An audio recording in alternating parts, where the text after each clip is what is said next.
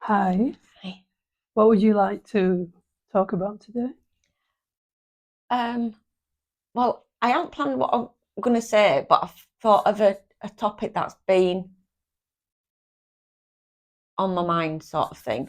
And it follows on from what we were talking about last week about the stuff that you tell yourself or stuff that you feed yourself and stuff. And one of the things that I've always um, told myself is about not to trust people.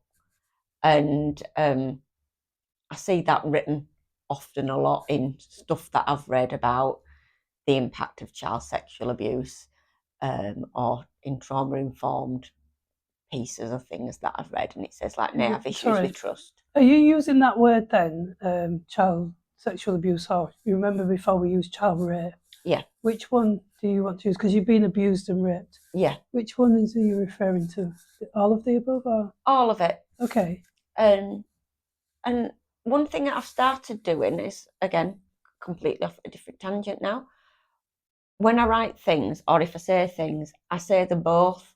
I say raped and sexually abused to be specific because I found that the term sexual abuse or child sexual abuse, it can people don't still don't understand what it means, and it can mean lots of different things, sort of like an umbrella term.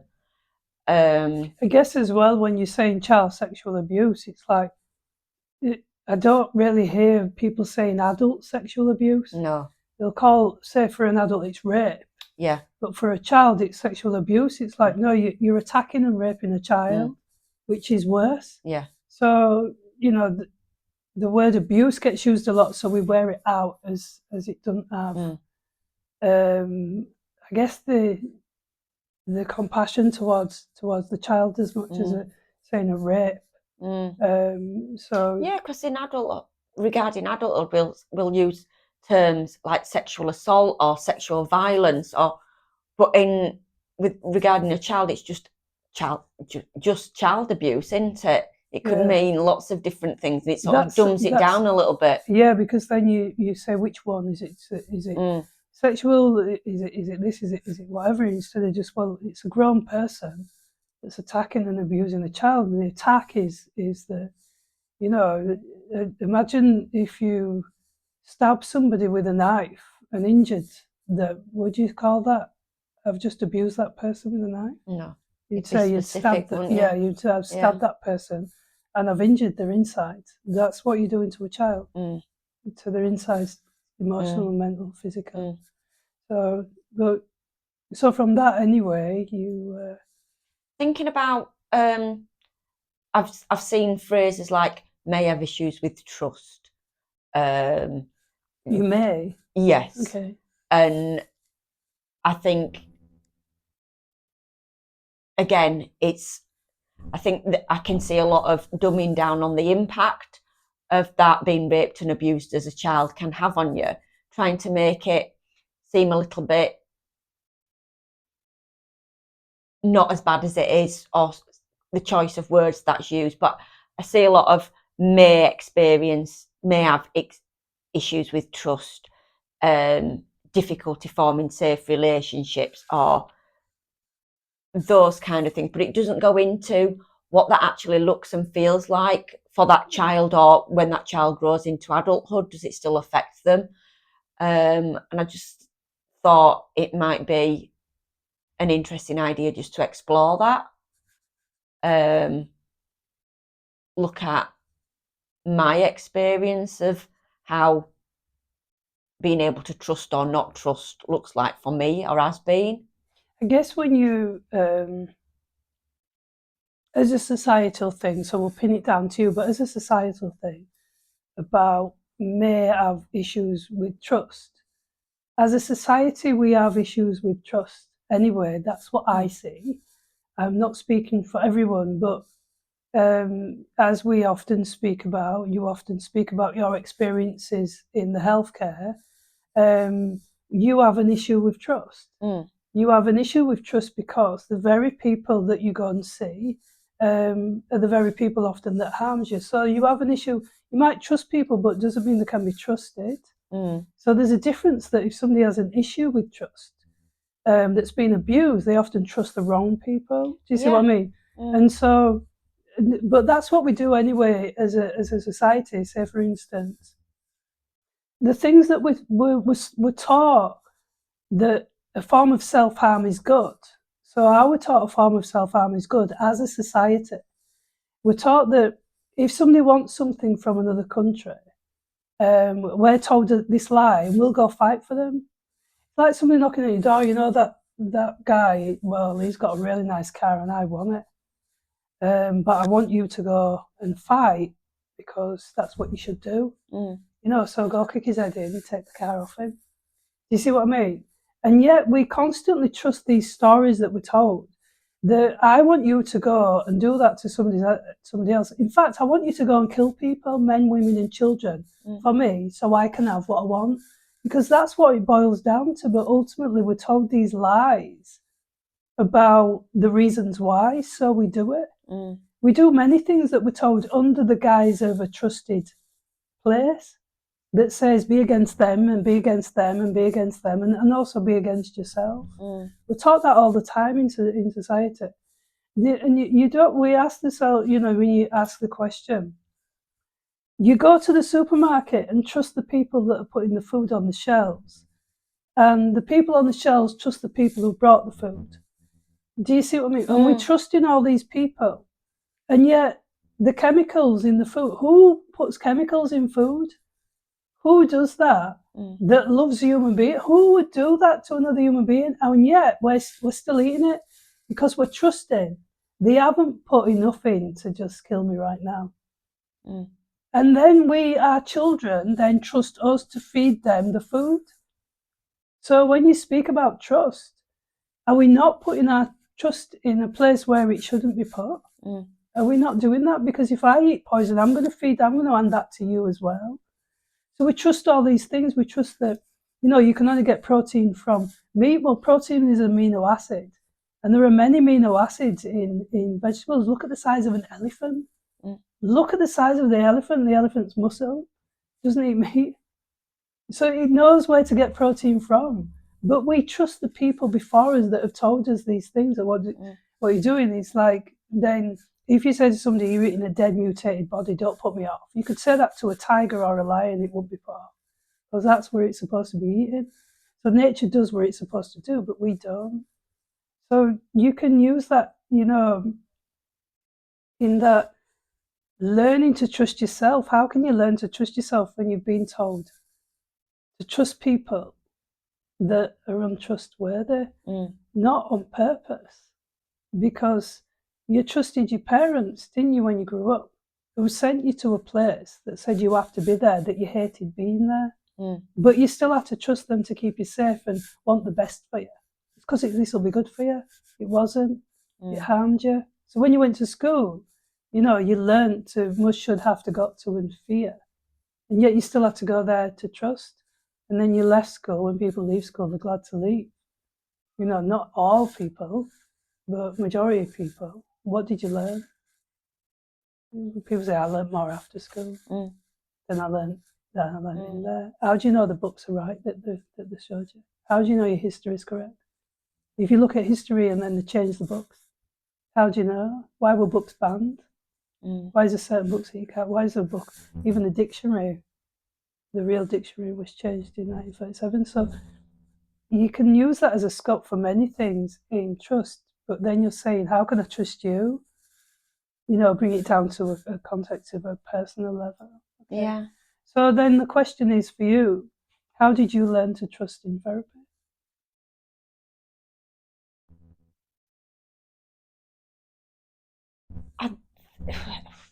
It wasn't something that I was consciously aware of. And I came into therapy with you not wanting to see you as a person that I needed to trust. I saw you as a therapist, an oracle of information rather than a person. I didn't want to accept that for me to progress or for me to help understand myself more, that it was a therapeutic relationship and a process going through together. I wanted to see it as it was I was in therapy, in a process with a therapist, and it was just the relationship bit out of it wasn't there. I found it a battle to actually admit that I was in a therapeutic relationship, and I fought against it because the mantra that I'd told myself since I was a kid was, I don't need anybody and I don't want anybody, because from a very young age I learned people can't be trusted. Somebody who I thought could be trusted went on to rape and abuse me. My parents, who I thought could be trusted, made me go to school that I didn't want to go to, and made me do things that I didn't want to go and do, just like normal, not out of the ordinary things, like go to bed or eat certain foods or do, those kind of things. Mix and go to parties. I didn't want to go to parties. I didn't like people. So I couldn't trust. So that stayed with me throughout my childhood into adulthood. So I came into therapy wanting to get the information side of it, rather than understanding that it was through a therapeutic relationship, if that makes sense. It does, and as well, part of the trust as well is when you're wary like that realization of often people growing up and thinking they're not good enough. And instead of realizing the people around me that I grew up into weren't good enough, even though that wasn't their intention. We have enough, we're good enough to survive, but not to thrive. We just get given good enough to, as much as we need to survive on this planet with what we get given. Not everybody, but not much to thrive, because we want to make everybody proud of us. It's like we come here to work to make people proud of us, instead of saying, am I proud of them? Did they do a good enough job for me? And often it's not. Often if you're born, and you hear that internal dialogue going on, as I say, the schizophrenic voice, and it's nasty, that's what you grew up in. That is your environment. And the fact is that you don't like it. It says that my environment isn't good enough. It's not whether I'm good enough. As a cell, my environment wasn't good enough. And so that's what's going on. So then that in itself asks you the question, then can I trust my environment? And then can I trust me? Am I putting my trust in a good place or whatever? And maybe that's what I wasn't. I didn't trust my own judgment, or trust that I would be able to say, I'm not working with this person, or I don't like it, or it's not a nice fit. Because I'm so compliant, there wasn't any option of me saying, we'll try and see if we're a good therapy fit. It was a matter of, I'm coming to you for therapy and I will stick with it until I am better, or whatever I wanted to think at that time. And so it wasn't a matter of trust. It was a matter of survival. Yeah. So it's like I'm coming here to survive something that I'm not doing very well with. But actually the trust at that point, it's not even thinking that. You might go, I don't trust him, or I don't trust her. Do you see what I mean? It's like, they're a professional. I'm going, they know more than me. Yeah. They're going to help me, and I'm going to benefit from it. And that's what the problem is. You hit the nail on. You're a professional. So because we get programmed with these made up labels of a professional, you automatically trust the label. But when you get the person, you didn't want to be a person. It took me years to even call you by your name. Exactly. But when the professional treats you in a way that's not pleasant, you go back to trust the professional, the label. But actually, what you've experienced is that you've experienced the person behind the label. Didn't like that. And the person, do you see what I mean? Yeah. You didn't like that. It's like, I trust the labels because we've been programmed to trust labels. But labels don't mean anything. So and even if I didn't trust the label, I still complied with it. So I was still very... You still expected something from a label where someone says, I'm a professional, I'm this, I'm that. And it's like, but the way you're speaking hasn't come across that way. Or the fact that you've spoke to me in a derogatory way, or the fact that you've insulted me. And then they get bypassed by the, you know, that, well, I have to go see this person again that was not very nice. And then only because you've been programmed with labels. Yeah, you go see the same doctor, even though they were awful and they disrespected you. Like, well, I'll still make an appointment with them again. Because they're a professional. And it had nothing to do with trust. It was just because you're compliant. And it's got nothing to do with compliant to a role. Then it's got nothing to do with seeing another person as a human being. It's got to do with that person bringing their stuff from their experience, from their life into the doctor's surgery with them that they grew up with. Do you see what I mean? Then that just makes everybody back to being equal again without because we're equal anyway. We just have these made up labels to say, oh, I'm a this, but you're also a that. You're also a person who's not very nice. You're also a verbal abuser. I mean, the amount of verbal abuse that came out of professionals' mouths when you wouldn't have COVID is verbal abusive bullying. But I'm still a professional here. Well, what are you doing it for? Who are you wanting people to take it? And now when you look at that. So I guess when you're speaking about that then is, do you trust me? Yeah, but I want to say there's a little caveat to a degree. Okay, so then explain at least you've got a name. At least you've got a name now.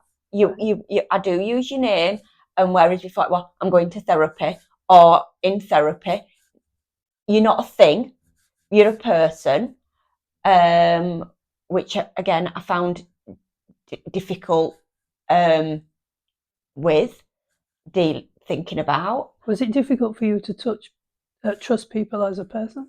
Yeah. Yeah. Yeah. Okay. I didn't like when you would purposely reveal that you're a person, because you obviously knew that because of what I said and how I acted, you knew that I was like shut down to that. Yes. So some of your actions purposely made you into a person. Yes. And I really didn't like that and struggled with it. And wish you hadn't done it, although because I'm compliant, I wouldn't say anything. But you did. But I did. But obviously, you know, you don't say it at the time. You just say it like weeks later, sort of like passively aggressively in the roundabout thing. You don't like saying stuff confrontationally and stuff like that. Yeah. Little bits that probably wouldn't mean anything to anybody else, but to me were like, showed that you're a person, like, you know, you still do now, but like my invoices and stuff, you'd send them to me via email on a different day that I had therapy and stuff like, or text message me about something, and it'd be like, oh, that's normally on a Wednesday between these two times. What are you doing now? And that kind of thing. I really found it unsettling, but you persisted in it. And yeah, I do. It took a long time to see you as a person. And I think sometimes I switch as well. Sometimes I think the old stories come back, and for my own, as a way to try and protect myself from something or an insecurity I've got, you might switch back to not being a person. But on the whole, you are. Which for me is a worry. Because you say about trust and stuff, and I do trust you, and I know that I trust you because I will say when I don't agree with you, and I don't do that with people, because I know that there's not going to be a retaliation from you if I disagree with you, which is one of my really bigger fears and one of my worst experiences. So is that what your basis on trust is, that learning that, that my expectation of you isn't of you to please me? Yeah. And it's okay for you not to please me. It's okay for you to be you. And you're feeling safe in that, so then that affords trust. Yeah.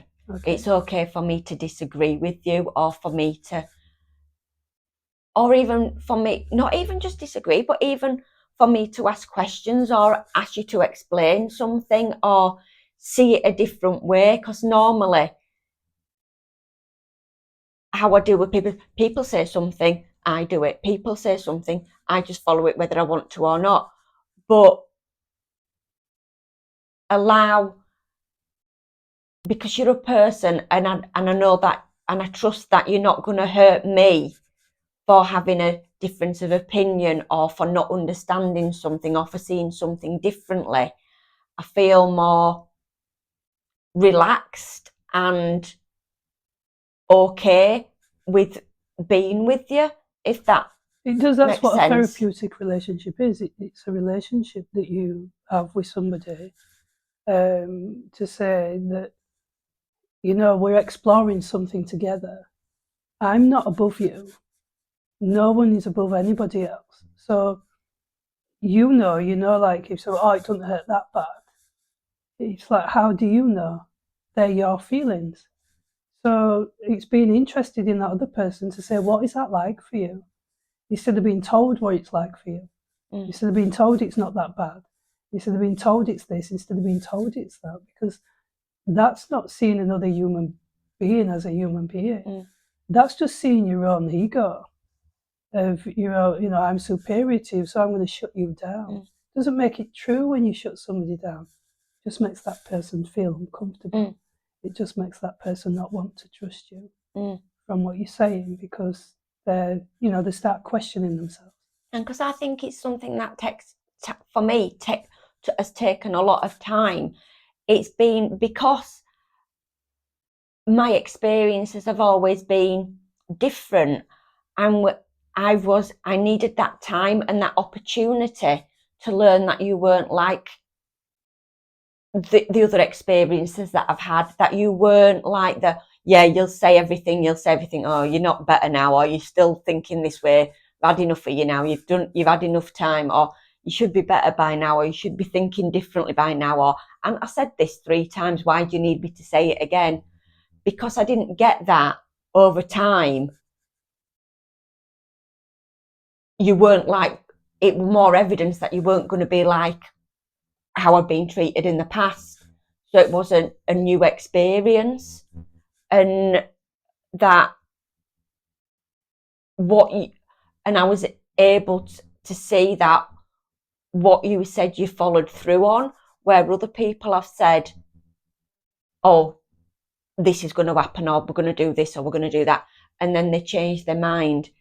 You haven't. You've stuck with your beliefs. You've stuck with the contract that we started with. You haven't changed your mind or changed the goalposts, or just thought, oh, it's been a long time now, we've had enough, you're not where you should be, or something like that. That, oh, I can trust what she says because her actions follow it through. It's not just what you say, it's what you say and what you do are the same thing, which is, in my experience, can be that I've not experienced that often. I guess it's the marker of, what I just said is when somebody's telling you about how you should think and feel. When you're born into a world that's, as unpleasant as this one can be, there is sickness all around. That's all you're looking at is sickness. So if you think about what do we have to offer children when they come into this world, nothing very much other than the same sickness we've all got. And so, when you're offering that to somebody for the whole of their lives, and there's no other option, then how can somebody tell you when you should be well if they're often not well themselves? How many times do you go into a place, any building you can go in, you will see sick people in it. You'll see them eating the sick food. You will see them, do you see what I mean? you will see them having OCD or all of these labels that they've been given. That, you know, and the label is not what you are; it's what you act as. It's a behaviour, and so it's that. It's that. So how can, you know, how can you wiggle your way out of that? It's like if you're constantly fed this, and someone says, "Aren't you well? Aren't you well yet?" Then you might ask, "Are you well yet?" Or is this because we call it normal? Does it mean it's good or normal? Do you see what I mean? So it's that. It's just that your opinion matters. So the question, you know, that for somebody to the abused might feel this or the abused might feel that. As we did a video a while ago, it's like, I'm not going to guess at what you might feel. You know, when you say that you feel in kind of way, it's like, I understand. Because I'm going to listen to how you feel. I'm not going to say what you'll feel, because I don't know what you'll feel. You're the one that says. So that question, you know, it's like almost like gaslighting somebody. They'll feel this, or they might feel that, or they might feel that. It's like, well, it might range to something. They might just feel something else, completely. So that's why it says an exploration is saying, how do you feel? What did that do to you? What did you believe about yourself from that? What did you believe about your society from that? And it's just about asking those questions, really. And it's just popped up in my mind. I've not thought about it before, but one of the things that I know the trust level has changed over the time in seeing you as a person, and that you were okay to trust, is the clothes that I've worn when I come to see you. I was just going to say come to therapy.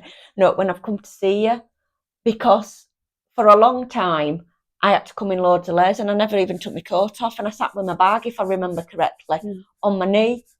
And it was like, over time, it's taken a long time, but I've gradually been able to physically less protect myself, haven't I? Yes. Because I came over a week to therapy to see you in shorts. Yes. And it's like the contrast to when I first started seeing you, whatever the temperature, I'd have been there sat with my coat on, probably sweating like anything, and holding my bag as a protective mechanism, as if I wasn't stopping. Yeah. But it is. It's not something mechanism that I've planned or whatever. It's just popped into my head while you've just been saying. I was like, oh. But equally, if you think about, many people do that anyway. So we have these devices, all the devices that you speak about, you with your Fitbit, and you have these devices, and these devices are used as safety mechanisms. The people might not know they're using them, but how many people without the phone? If you said leave your phone at home and don't take your phone, what are you going to feel? Because the very thing that you're feeling is the very thing that you're creating. That's why illness is our creation. The very thing, if you feel fear, you're the one that's creating fear through your fear story. Oh my God, I need my phone. I need my phone. Why? What will happen to you? Well, whatever I think will happen to me. And that's what will happen to me. Based on my thoughts, that's what is going to happen to me. I need to know how many steps I've done. And you do that. I need to know how many steps I've done today. If I haven't done the right steps, what's going to happen to you? Well, whatever I think is going to happen to me. And it's all about whatever you think in your illusion. The majority of people are in an illusion using a safety mechanism. And so if you say, put it all down and see how you feel. Put all of it down and go for a walk with yourself and see how you feel. How you feel is you're gonna feel terrible, because you're gonna hear the noises in your head that come from the external world that you trust. So something in your instinct says that you can't trust it. And the very thing that says that you can't trust is the very thing you feed in your brain. That's what we do. We are the manifestors of everything, that our stories that we create, that we manifest, we make them real. Like, if you have fear because you have a fear story. So you do something to feed the fear story, to make it true. What do I need? No, I can't go without that. you know, I need my headphones in because I need to block out the world. It's like the world's already in there. You're not blocking it out. You're feeding yourself with more of it. And so that's what we do. That's why our minds are so busy. Keep busy on the phone, busy, busy, busy. You see what I mean? And it's like constantly eating junk food. If you ate a burger every time you went on the phone, how big you'd be, how upset your stomach would be. You see what I mean? If you did that, do you see what I mean? Apart from the worms that are being there from me, but or the dead body, as I usually say, but it's that. It's like your body would be overweight. Why is it overweight? Because it's just blocked with all this stuff. Not going anywhere. I'm just blocked with all this stuff. I'm getting bigger because this stuff is huge inside of me. What do you think you're doing to your brain? This incessant stuff that we do to safeguard ourselves from a story that we have is constant feeding feeding the brain. So it's literally full to bursting with all these things that we're creating the very thing that we're trying to get away from. And that's why those things are, you know, there are insanity. That when you put it all down and leave it all alone, because people are so desperate now. They're so desperate to sell and to sell and to sell and to sell. Every time you look, there's an advertisement for you to buy something. Because you just can't be happy on your own without buying something. And that's what it's like. You go out, you don't even have to go in after the shops now because majority of them have come out to you in the street, literally in the street. Yeah, so it's that. It's where become so far away from ourselves to be trusting of ourselves, that we're putting trust into something that's very insecure, that's always changeable, that's going to create the very thing you're trying to get away from. So it's looking at that and saying, you had to take within that before you, like with your watch, that was your comfort. Just the same as the other external things you used as your bag on your knee, as your coat, as your layers, all of these things you added to yourself. You told yourself, I'm safe if I do this.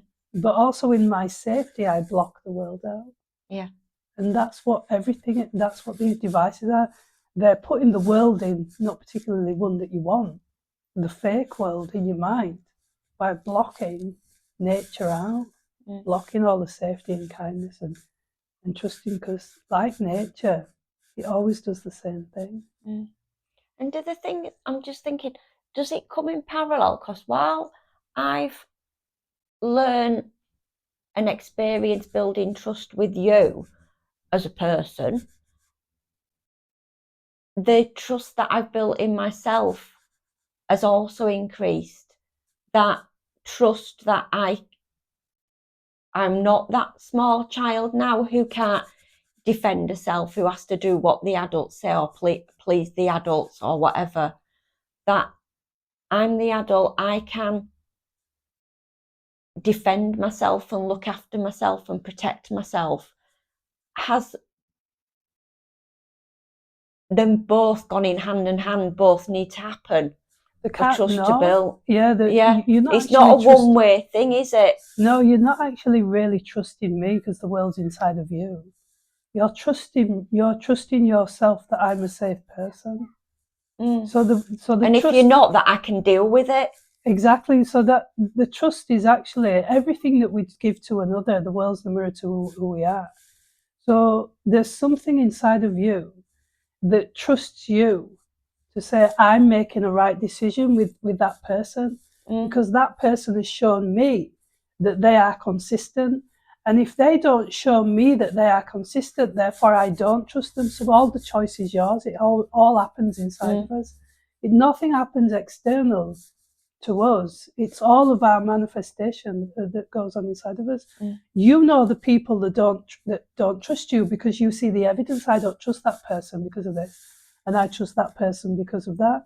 That person has been worthy of my trust because of what I've experienced from them. And that's how we trust each other. It's what, the people that you didn't trust is because of your experience from them shows me I can't trust you.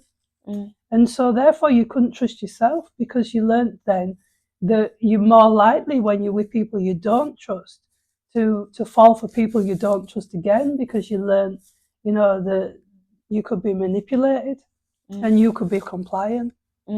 So in your compliancy, well, what's compliancy? It's just all it is surrender. Yeah. I surrender to this person I don't trust, and I hope that they'll stop doing what they're doing, just as the abuser. I hope that if I surrender enough, they'll stop doing, or it'll be over quickly. Yeah. And that's what the thing is. And then once you build that trust enough to say, no, you've given me a voice enough to say, because I trust you, I've now grown a voice to be able to say, I don't like that, I don't agree with you. And that's where it does. It grows within. So that's why I'm saying we have just enough. I think it was Bowlby, maybe Freud as well, that said the parent is good enough, and good enough for the child to survive, but not to thrive. Do you see what I mean? So you can survive your environment enough to be able to grow up, but not to thrive it as you're thriving, to say, actually, I've survived enough to learn not to trust you. But the other thing is, can I learn to trust? Which goes back to the tree that we were talking about last time, isn't it? Yes, in that when you saw, it wasn't me that was defective that grew the twisted tree. It was my environment that's defective that fed me that, for me to grow in that way. Yeah. So, trust is a big thing, but you have to trust yourself. I trust myself to keep myself safe, to be able to have a voice to say, I think that's wrong, to say, I can see what you're doing, to say that, to ask questions, as I asked, what kind of people would put chemicals in food, and why do we eat them? And give you tablets that are supposed to make you better with a long list of side effects. And why would the Socratic oath change to something else? It's like, what kind of people are people to do that? What's gone on for them? Who are they trusting without, and then you trust to go and see that they're going to do certain things for you only by our beliefs. And so you say, in therapy, you've been in therapy a long time. It's like, well, I've been in the world longer. And how bad is that? You see what I mean? Where it's like, you should be fixed by now. It's like, are you? It's asking that question. Are we really fixed? Are we really as we should be? Are we just complying because it's normal? Sometimes I generally think, that is in my head, that I haven't progressed much, or that I'm still not where I want to be, and I might still not be where I want to be, but having conversations like this just highlights how much I've changed, but how it doesn't come with flags and whistles and stuff like that. It's little things over time that make the difference. It is. It's when you start to look at your reality as a reality rather than looking at it as something precious, that the external world is all of this and all of that, that you have to work hard for a living and you have to do that. It's total lies. We just do it because we believe in it, because somebody taught us that when you came. When you came, you were shoved into school to learn to work. You don't have time enough to stop and say, is there anything else in life? If nature can survive without doing what we're doing, is there anything else in life? We don't. We just believe what everybody else tells us to, no matter whether you're an adult or not. When you're an adult, you still have a hierarchy figure because it's a made-up one. It's a ladder figure. So even as an adult, you still see everybody as a parent figure, like your boss. Oh, my boss will tell me off. Well, they can only tell you off if you let them. You have to orchestrate to go into an act of a child, to say, you're bigger than me, you're the father figure or you're the mother figure, and I'm lower than you. Half of the things we do, what people do when they're in a job, are in the contract. Oh, I've got to do it. I've got to. Why? Because I got to at school. And I've still got it. So when I was a child, how does it feel right now in this present moment to be an adult instead of referring back to a child? What as an adult, what do you decide? Not as a child. You're not a child now. You didn't live your childhood because of that. And now you're not living your adulthood because of you're too busy looking back of when you were a child. What about right now in this present moment? What do you want? And it's that the child constantly trusts the adult for something better. Well, you're the adult now. Why don't you give yourself something better? Yeah, I'm the adult now. Yeah, that's something the new mantra that I need to keep reminding myself. And it was the adult that learned to trust. So you were given something to survive that was good enough. But to thrive, you have to decide you're the adult. And what am I going to give myself then? Just because that's all somebody could offer me when I was young, it doesn't mean I'm going to continue it. I can offer something to myself that's totally different. So it's never, so I'm going back to my analogy because I love it. It's never too late for the tree to bloom. Exactly. No, it ain't. It's never too late for that. It's that, are you going to decide that you're going to constantly live in the past? Or are you going to be in the present? And say, that might have been my life, but if I could offer a life to somebody, what would it be? Lots to think about, as always. Okay. Thank you. You're welcome.